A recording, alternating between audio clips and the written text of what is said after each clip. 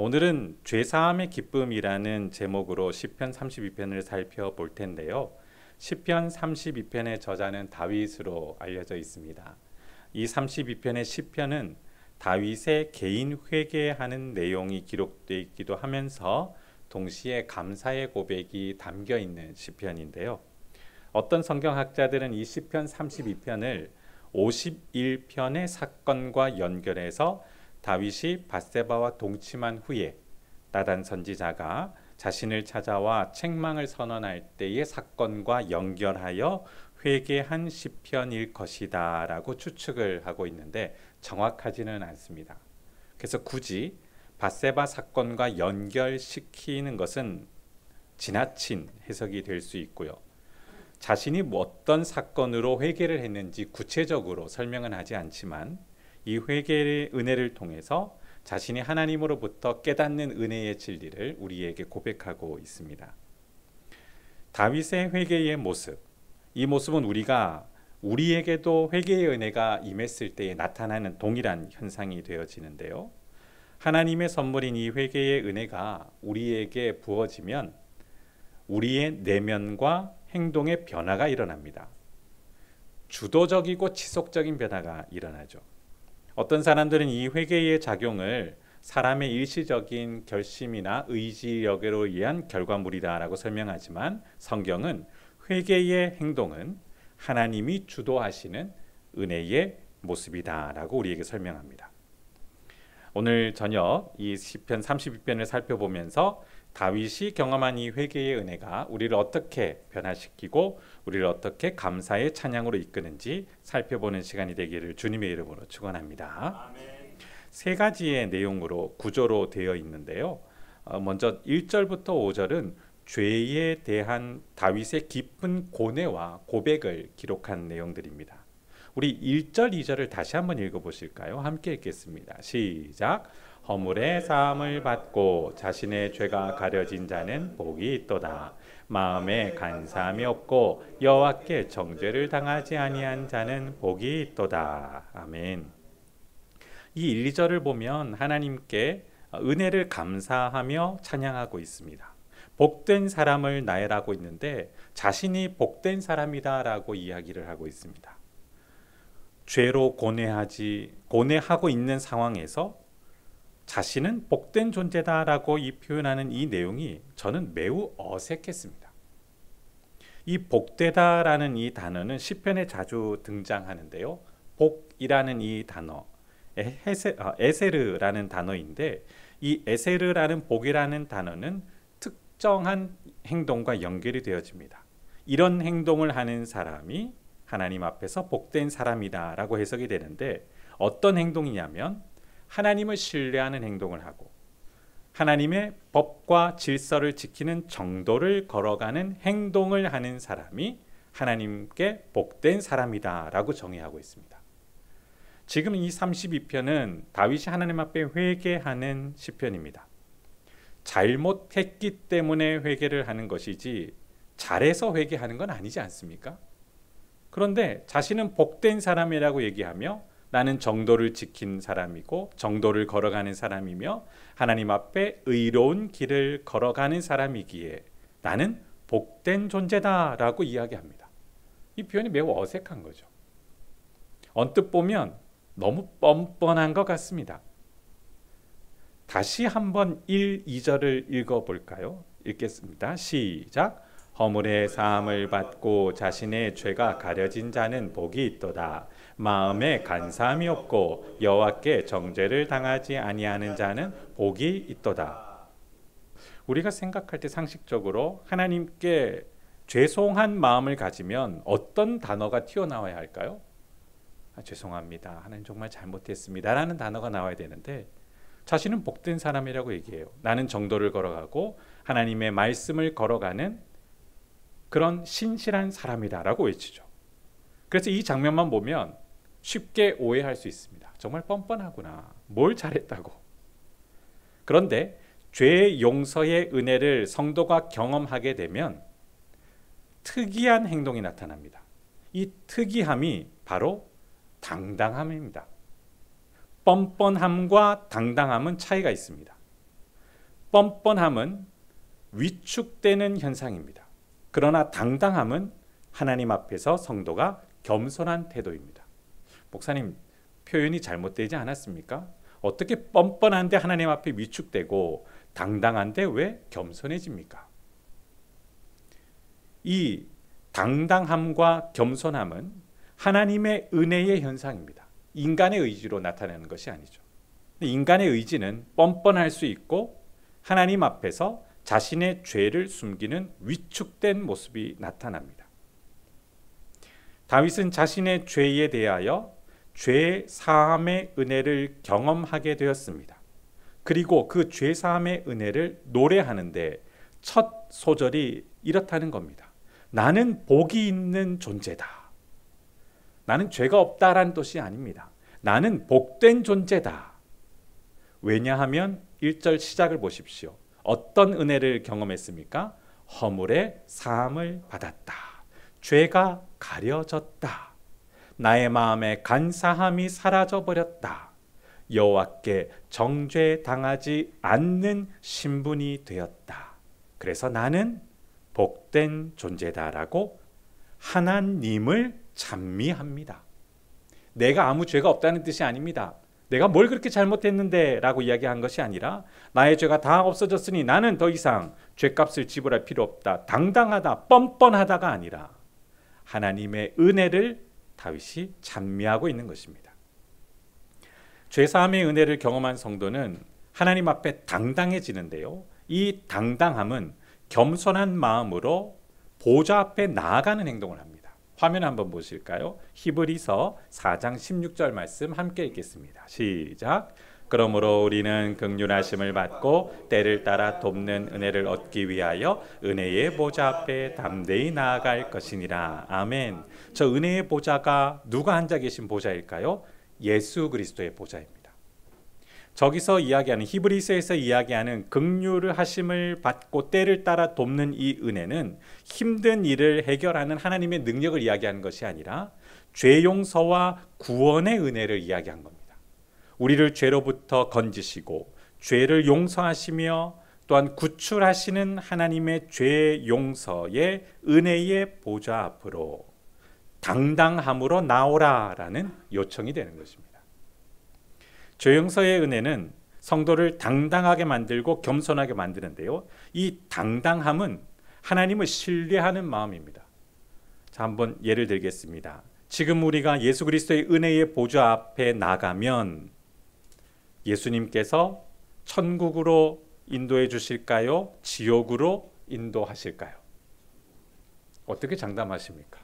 뭘 잘하신 게 있으시다고? 죄송합니다. 정말 하나의 부끄러움도 없으십니까? 솔직해지십시오. 예수님 앞에서 부끄러움 없는 사람은 아무도 없습니다. 뭐가 그렇게 당당합니까? 성도의 당당함은 뻔뻔함이 아닙니다. 예수 그리스도의 언약의 보혈의 능력을 신뢰하기에 그 은혜를 신뢰하는 믿음으로 당당함으로 나아가는 겁니다. 내가 잘해서 상을 받겠다는 뜻이 아니라 주님이 나를 구원하셨으니 그 은혜를 믿기에 앞으로 나아가 그 은혜를 찬미하겠다라는 당당한 모습이라는 거죠. 하나님을 신뢰하는 마음이 바로 당당함입니다. 그리고 자신의 공로가 아니라는 것을 알죠. 이제부터 내 생명은 내 것이 아니고 내 인생은 내 것이 아니고 누구의 것입니까? 하나님의 것. 그래서 겸손해질 수 있는 겁니다. 내가 더 이상 내 인생을 주장하지 않고 내 생명을 주장하지 않으니 얼마나 감사한 일인가. 하나님이 나의 생명을 책임지시고 내 인생을 책임지시니 그분 앞에 나아가 그분의 주권을 기뻐하리라라는 겸손한 마음으로 나가게 되는 것입니다. 3, 4절을 보면 이 죄사함의 은혜가 주어지지 않았을 때에 다윗은 이런 고통을 실감하게 되었는데요. 3, 4절 함께 읽겠습니다. 시작. 내가 입을 열지 아니할 때에 종일 신음함으로 내 뼈가 쇠하였도다. 주의 손이 죄하로 나를 누르시오니 내 진액이 빠져서 여름 가뭄에 마름같이 되었나이다. 아멘. 죄 용서의 은혜를 경험했을 때에 자신이 하나님 앞에 당당함으로 그 은혜를 기쁘게 찬미했는데 이어서 다윗은 그 은혜가 나에게 주어지지 않았을 때에 죽음을 실감하며 내가 기도할 수도 없었고 종일 신음하는 소리로 내 뼈가 말라버리는 죽음을 경험했다라고 이야기합니다. 원어로 해석해 보면 조금 더 실감이 나는데요. 이 3, 4절이 이렇게 표현됩니다. 내가 입을 다물고 내 죄를 고백하지 않았을 때에는 온종일 신음함으로 내 뼈가 녹아내렸습니다. 주께서 밤낮 손으로 나를 짓누르셨기에 나의 기력이 여름 가뭄에 풀 마르듯 다하여 버렸습니다. 죄의 책감은 하나님이 주시는 마음이 아닙니다. 죄 사함의 은혜는 하나님이 주시는 은혜인데, 마음인데, 죄책감은 사단이 주는 거짓말입니다. 죄책감이 들면 인간은 죄를 회피합니다. 부인합니다. 그리고 남의 탓으로 돌립니다. 혹은 하나님 때문이야 라고 이야기하기까지 합니다. 그런데 성령이 주는 죄사함의 은혜를 경험하면 죄를 고백하고 인정하고 거기서 끝나는 것이 아니라 어떤 보좌로 나아갈까요? 은혜의 보좌 앞으로 나아가 죄사함의 용서를 간구하게 되는 것이죠. 이 행동은 죄를 해결할 수 있는 주체가 내가 아니라 예수 그리스도라는 신뢰감이 있기 때문에 나타나는 행동입니다. 죄책감은 이런 행동을 하지 못하게 합니다. 그러나 성령이 주시는 죄 용서의 은혜가 부어지면 이런 행동을 하게 되는 것이죠. 성령께서 주관하시는 회개의 은혜를 성도가 경험하면 죄를 실감하게 되는데요. 죄가 정말 악하고 위험하고 파괴력이 있고 더러운 것이라는 것을 실감하여 거절하게 합니다. 그런데 사단의 거짓말과 유혹은 죄를 타협의 대상으로 만듭니다. 그래서 이렇게 이야기하는 것을 자주 들을 수 있습니다. 이 정도면 나도 할 만큼 한 거 아닙니까? 어떤 사람이 이렇게까지 노력할 수 있겠습니까?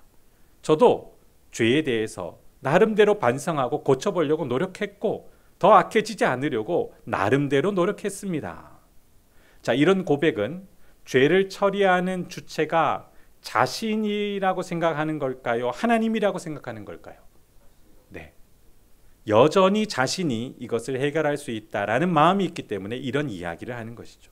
저도 나름대로 해결해 보려고 했습니다. 최선을 다했습니다. 근데 왜 그렇게 지나치게 저를 책망하십니까? 그러나 성령께서는 이 죄를 실감하게 하셔서 근심하게 하시는데요. 고린도 후서에서 성령께서 근심하게 하는 은혜가 우리를 어떻게 변화의 작용을 일으키는지 이렇게 설명하고 있습니다. 우리 화면을 보실까요? 고린도 후서 7장 9에서 11절 글자가 보이십니까? 네, 조금 작으시죠? 네, 우리 한번 글자가 보이신 분들은 크게 같이 읽도록 하겠습니다. 시작.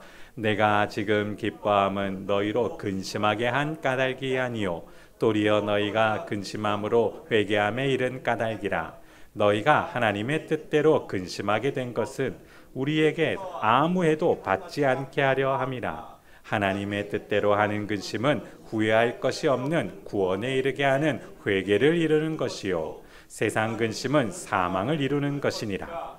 보라, 하나님의 뜻대로 하게 된 이 근심이 너희로 얼마나 간절하게 하며 얼마나 변증하게 하며 얼마나 분하게 하며 얼마나 두렵게 하며 얼마나 사모하게 하며 얼마나 열심 있게 하며 얼마나 벌하게 하였는가. 너희가 그 일에 대하여 일체 너희 자신의 깨끗함을 나타내었느니라. 아멘. 저 말씀을 보시면 하나님의 뜻대로 하는 근심들이 어떤 작용을 이루려는지 계속해서 9, 10, 11절마다 등장하고 있습니다. 그리고 마지막에 이 하나님께서 우리를 근심하게 하는 이 은혜가 우리를 깨끗하게 하는 은혜가 있다라고 설명하고 있습니다. 하나님의 뜻으로 우리가 근심을 하게 되면 우리는 자신도 모르게 정결하게 됩니다. 정결한다는 것은 자신의 죄를 고백하고 그 죄를 하나님께서 해결해 주시기를 더욱 신뢰하게 되는 현상을 이야기합니다. 내가 죄를 해결할 수 없습니다. 그것이 진리입니다. 누가 이 죄를 해결하셨나요? 예수 그리스도. 그것이 바로 진리를 향한 믿음이라는 것이죠. 이 진리를 믿게 되면 성도에게 일어나는 두 가지 반응이 있는데요. 계속해서 제가 설명드리고 있습니다. 하나님을 더 신뢰하게 됩니다. 계속해서 하나님을 더 믿게 됩니다. 하나님이 해결하시는구나. 하나님이 해결하실 것이다. 약속을 이루실 것이다. 그리고 더 나아가 하나님을 더 사랑하게 됩니다. 그것이 우리에게 나타나는 거룩한 변화라는 것이죠. 하나님을 신뢰하십니까? 하나님을 사랑하십니까? 어제보다 오늘 더 믿고 사랑하십니까? 이 변화가 우리는 느끼지 못해도 성령께서 하시는 회개의 역사라는 것이죠. 그래서 우린 점점 거룩해집니다. 거룩해진다는 건 하나님을 닮는다는 것이죠.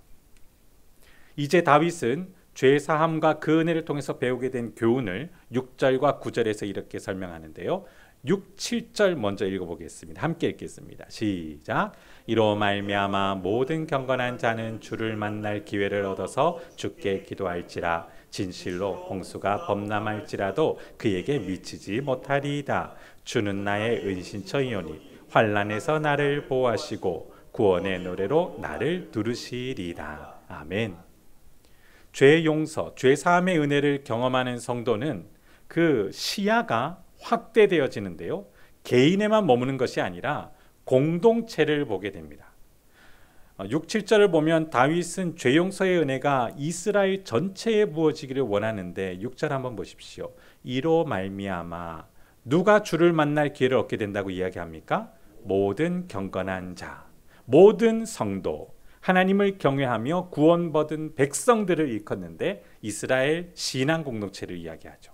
자신도 그 신앙 공동체에 소속되어 있습니다. 이 구약에서 이야기하는 이스라엘 신앙 공동체는 특이한 조건이 있습니다. 하나님의 언약 백성들입니다. 이것은 오늘 신약으로 이해하면, 우리에게 이야기하면 예수 그리스도의 보혈의 공로로 하나님의 백성이 된 상태를 이야기합니다. 공동체는 개인이 아닙니다. 공동체는 한 몸이면서도 하나님의 가족과 연합된 신비로운 연합단체입니다. 그래서 다윗은 자신에게 부어진 이 은혜가 하나님의 선한 영향력으로 공동체 전체에 확산되는 것을 눈으로 보며 공동체를 마음에 품게 되죠. 자, 여기서 질문 들어가겠습니다. 이스라엘 공동체는 하나님의 가족일까요? 하나님의 손님일까요? 네, 너무 쉽게 제가 질문을 내죠. 우리는 하나님의 가족입니다. 부산 사랑의 교회 성도는 하나님의 가족입니까? 하나님의 손님입니까? 정말 가족이라고 생각하십니까? 그러면 우리의 생명을 내어주고 가족을 지키실 각오도 되어 계십니까? 네, 아멘 소리가 줄어들잖아요. 아니, 내 자식이라면 내 부모라면 지키겠는데 거기까지는 생각해 보고요. 여기가 우리의 한계입니다. 그런데 회개의 은혜는 우리를 점점 하나님을 닮아 하나님의 가족을 사랑하는 확장 범위를 확대시켜 나가는 겁니다.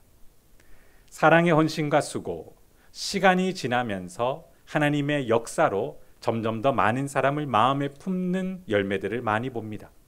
기도의 어머니, 자신의 가족뿐만 아니라 새벽마다 기도하시는 많은 분들을 보면 교회와 가족들을 위해서 그리고 구역 식구들을 위해서 기도하십니다. 왜 그렇게 기도하실까요? 심심해서? 시간이 남아서? 아니죠. 사랑하기 때문입니다. 그 마음을 하나님이 주시기에 성도는 점점 하나님을 닮아 신앙 가족 공동체인 하나님의 가족을 위해 기도하며 그들을 사랑하게 되는 것이죠. 다윗은 지금 그것을 경험하고 있습니다. 7절 한번 읽어보실까요? 7절 함께 읽겠습니다. 시작. 주는 나의 은신처이오니 환난에서 나를 보호하시고 구원의 노래로 나를 두르시리이다. 지금 다윗은 자신을 향한 하나님의 은혜에 감사하며 하나님을 어떻게 얘기하고 있습니까? 나의 은신처, 환난에서 나를 보호하시는 분, 그분을 향하여 구원의 노래로 나를 두르시는 은혜가 있다라고 고백하고 있습니다. 개인적인 고백입니까? 공동체의 고백입니까? 개인적인 고백입니까? 공동체적인 고백입니까? 다시 7절 읽겠습니다. 시작. 주는 나의 은신처이오니 환난에서 나를 보호하시고 나의 구원의 노래로 나를 두르시리이다. 우리가 함께 7절을 읽었습니다. 개인적인 고백입니까? 공동체적인 고백입니까? 두 가지 다 정답입니다. 우리가 개인적으로 고백했기에 나의 하나님, 나의 은신처라는 표현을 보면 개인적인 고백이 됩니다. 그러나 함께 읽었습니다. 함께 고백했습니다. 그러면 공동체적인 고백이 되어진다는 겁니다. 저에게 두 딸이 있습니다. 큰 딸이 저를 향해 뭐라고 부를까요? 네, 아저씨라고 하면 큰일 나겠죠. 둘째 딸이 저를 향해 뭐라고 부를까요? 똑같은 말입니다. 두 딸이 저를 향해 아빠라고 얘기합니다. 개인적으로 부를 때가 있고 함께 부를 때가 있습니다. 자, 그럴 때 그 외침은 공동체적인 부름입니까? 개인적인 부름입니까? 네, 가족이기 때문에. 하나님의 가족은 하나님을 향해 개인적으로 고백하는 것 같아도 함께 고백하게 되면 공동체가 되는 신비가 있습니다. 그것이 가족의 신비입니다. 다윗은 지금 그 은혜를 경험하며 회개의 은혜가 자신을 하나님의 가족으로 하나님과 연합되는 신비로움을 경험하고 이스라엘 공동체 전체에 그런 은혜가 있음을 간증하고 있습니다. 그래서 성도는 기도하게 되면 자신을 위해서 처음에 기도하다가 신앙 인격이 성숙해지고 성장되어지면 이제 주변의 사람들을 둘러보고 함께 기도하게 되죠. 밥도 먹지 못하고 힘든 마음으로 기도하며 마음을 애타는 성도가 있고 구역 식구가 있습니다. 그러면 우리의 구역장님들과 또 다른 구역 식구들은 어떤 행동을 할까요? 그게 신비라니까요. 그게 신비입니다. 지가 알아서 하겠지. 나야 하나님 앞에 이쁜 짓 하니까 복 받는 거고 하나님 앞에 벌 받을 짓을 했으니까 지가 알아서 해야지. 이런 사람이 없다는 것이죠. 함께 마음 아파하고 함께 기도합니다. 식사는 하셨어요? 그러면서 함께 식사합시다. 이끌어가고 같이 밥을 먹고 그 다음에 무엇을 할까요? 오늘은 함께 기도합시다. 이것이 공동체의 신비라는 것입니다. 다윗은 그 은혜의 확장력을 고백하며 노래하고 있습니다. 더 나아가 하나님께서는 이 회개의 은혜를 통해 우리에게 직접적인 교훈을 하시는데요. 이 회개의 은혜는 우리를 진정시키는 효과가 있습니다. 8, 9절 읽으실까요? 함께 읽겠습니다. 시작. 내가 내 갈 길을 가르쳐 보이고 너를 주목하여 훈계하리로다. 너는 무지한 말이나 노새같이 되지 말지어다. 그것들은 제갈과 굴레로 단속하지 아니하며 너에게 가까이 가지 아니하리로다. 아멘. 하나님께서 직접 교훈을 하시는 말씀입니다. 다윗에게 훈육하시는데요. 8절을 보면 갈 길을 가르쳐 보여주겠다. 너를 주목하여 훈계하겠다라고 말씀하십니다. 갈 길, 이것은 성도가 마땅히 걸어가야 할 정도라는 것이죠. 그 정도를 가는 사람이 복된 사람이다라고 1, 2절에서 얘기하고 있는데요. 이 정도는 하나님의 말씀대로 걸어가는 것입니다. 이 말씀대로 걸어가는 일들이 일어나기 위해 하나님은 우리에게 특별한 장치를 허락하시는데 9절 보십시오. 9절. 너희는 두 짐승이 나옵니다. 첫 번째 짐승은 무엇입니까? 무지한 말. 그 다음에 두 번째 짐승은 노새. 이것은 잠언 26장 3절의 말과 연결되어지는데요. 화면을 한번 보실까요? 함께 읽도록 하겠습니다. 시작. 말에게는 채찍이요 나귀에게는 재갈이요 미라는 자의 등에는 막대기니라. 이걸 보면 물리적으로 두드려 패라 라는 뜻이 아니라 이 말은 재갈을 물리지 않고 주인에 의해서 결속되지 않으면 자신의 의지로 진정시키지 못하고 날뛰는 상태를 이야기합니다. 그 짐승들을 진정시키려면 주인이 선한 의지로, 선한 능력으로 그 짐승을 결속시켜야 합니다. 그러면 그 짐승은 진정되어 폭주하지 않고 악한 영향력에서 벗어나 안전하게 지낼 수 있게 되어지는 것이죠. 이것을 노래하고 있습니다. 하나님께서 죄로 인하여 날뛰며 폭주하는 나를 진정시키시고 선한 능력과 선한 의지로 나를 결속하셨기 때문에 내가 하나님의 선한 은혜를 맛보며 선한 공동체에 소속되어 더욱 하나님의 죄사함의 용서의 은혜를 맛보고 있다라고 노래하고 있습니다. 이제 끝으로 다윗은 마지막 죄사함을 받은 사람의 행복을 큰 소리로 선언하는데요. 10절과 11절 함께 읽도록 하겠습니다. 시작. 악인에게는 많은 슬픔이 있으나 여호와를 신뢰하는 자에게는 인자하심이 두루리로다. 너희 의인들아 여호와를 기뻐하며 즐거워할지어다. 마음이 정직한 너희들아 다 즐거이 외칠지어다. 아멘. 저도 다윗이 기뻐함으로 이런 고백을 했을 거다라고 충분히 해석하고 동의하려고 했지만 정말 속상했습니다. 왜냐하면 두 부류가 대조되는데요. 악인들과 여호와를 경외하는 정직한 성도가 대조되고 있는데요. 악인들을 보십시오. 10절에 악인들에게 어떤 심판이 임합니까? 많은 슬픔. 그리고 여호와를 신뢰하는 자에게는 어떤 은혜가 임합니까? 인자하심이 가득 차 그를 두른다고 했습니다. 11절도 보십시오. 의인들을 향해서 여호와를 어떻게 찬양하고 즐거워하라고 얘기하고 있습니까? 기뻐하라고. 기쁨을 주시기 때문에 기뻐하고 즐거워할 수 있죠. 그리고 마음이 정직한 사람들은 어떻게 외치라고 얘기하고 있습니까? 즐겁게. 저는 너무 좀 동의가 안 됐습니다.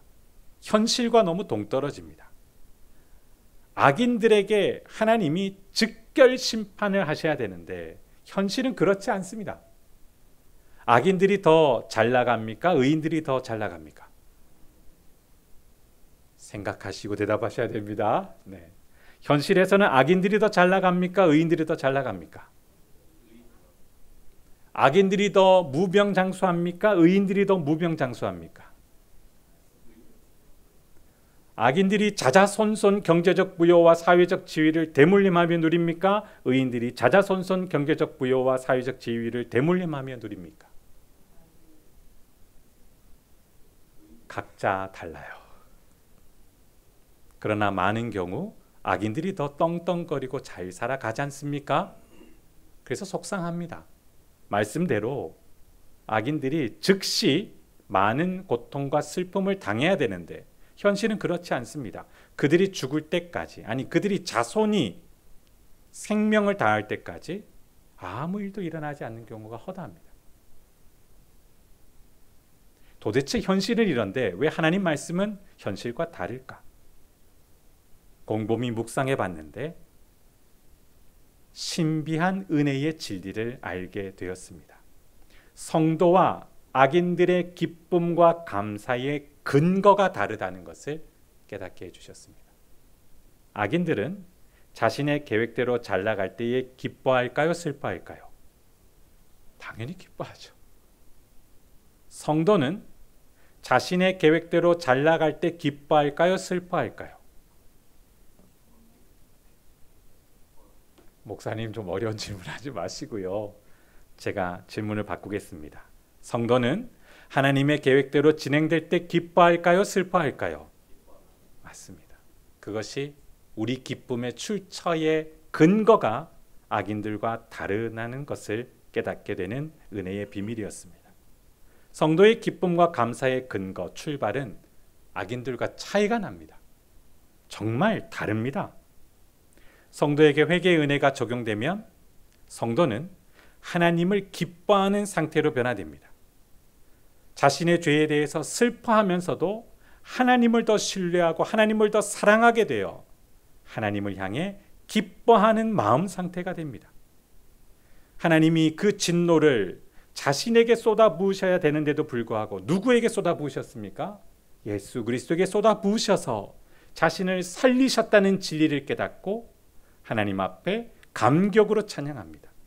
당당함으로 신뢰함으로 나아가며 뻔뻔함이 줄어들고 하나님을 향해 겸손히 나를 더 통치해 주시기를 더욱 적극적으로 나아가 하나님을 사랑하게 되는 자신을 바라보며 감격의 감사의 찬양을 드리게 되는 것이죠.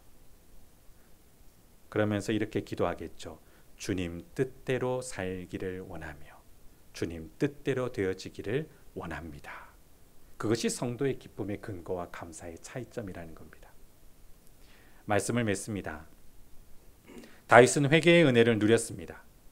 이 은혜를 통해 자신에게 나타난 신비로운 변화를 고백했습니다. 죄는 파괴적인 영향으로 우리를 하나님으로부터 회피하게 하며 하나님의 주권을 거부하게 합니다. 그러나 성령의 역사로 회개의 은혜는 우리를 하나님의 자녀다움으로 변화시키며 하나님을 신뢰하고 사랑하는 변화를 일으킵니다. 죄사함의 은혜는 성도로 하여금 하나님의 은혜를 찬미하게 하는 근거가 됩니다. 또한 죄사함의 은혜는 신앙 공동체를 통해 하나님의 선한 영향을 확장시키는 근거가 되어집니다. 마지막으로 죄사함의 은혜는 지금도 우리 모두를 거룩하게 변화시키시는 하나님의 은혜의 약속의 근거가 되어집니다.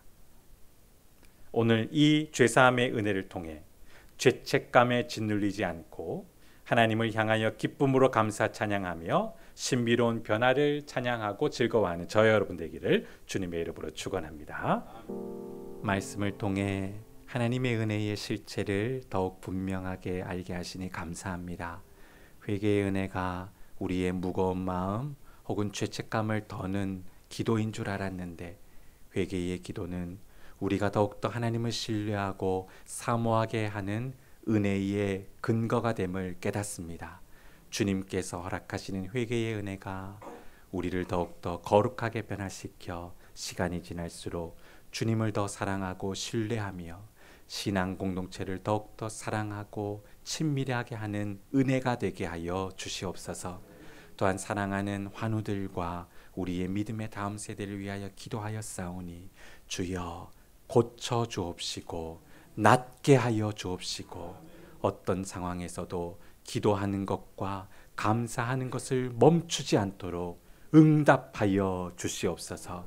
우리의 다음 세대도 하나님을 경외하는 성숙한 신앙인격으로 자랄 수 있도록 도와주실 줄 믿사오니, 세속적인 지식이 아니라 거룩한 지혜가 넘치는 자녀들 되게 하시며 믿음으로 인생을 살아가는 당당한 자녀들 되게 하옵소서. 오늘 수요일 저녁도 기도하게 하시니 감사합니다. 집으로 귀가하여 편안한 안식이 되게 하시고 편안하게 잠들게 하시며 내일 하루를 기쁨으로 눈을 떠 시작하는 은혜가 있게 하옵소서. 감사드리며 예수님 이름으로 기도드립니다. 아멘.